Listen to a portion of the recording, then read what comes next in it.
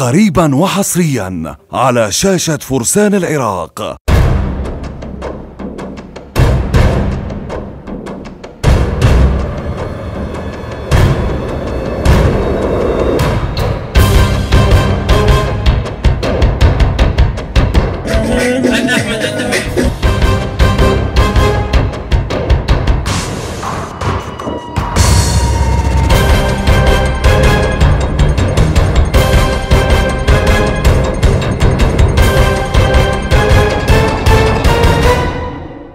مشاهدينا الأعزاء، مشاهدي قناة فرسان العراق الإسلامية، على الود والمحبة نلتقيكم مرة ثانية في هذه الحلقة الخاصة من برنامج الكواليس الحسينية من القصائد الشعبانية التي ستشاهدوها إن شاء الله من خلال شاشتكم الحبيبة، شاشة فرسان العراق الفضائية.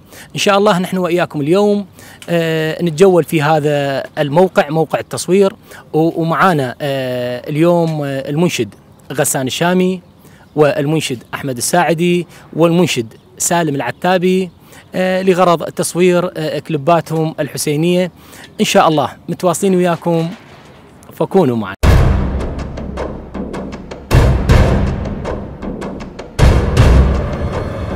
مشاهدينا الأعزاء، مرحبا بكم مرة ثانية.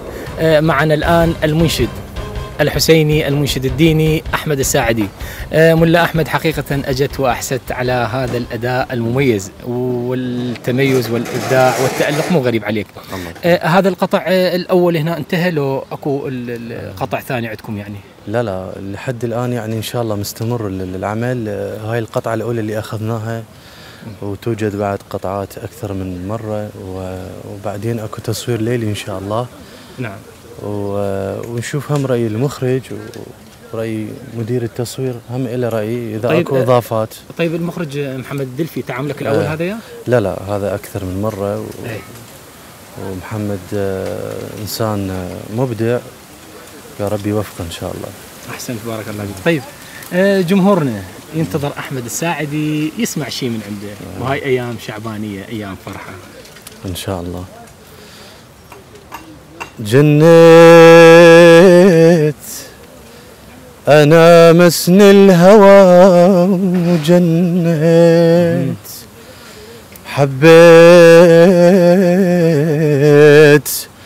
أنا مغرم بأهل البيت، عشب لدواي ما خضر، حلم وياي ما يسهر، أخاف القلب ما يقدر وما يقدر، لو ان لوليت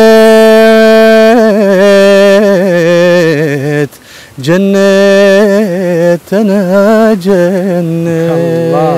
الله عليك يا أحمد الساعدي، موفق إن شاء الله لكل خير بحق محمد وآل محمد.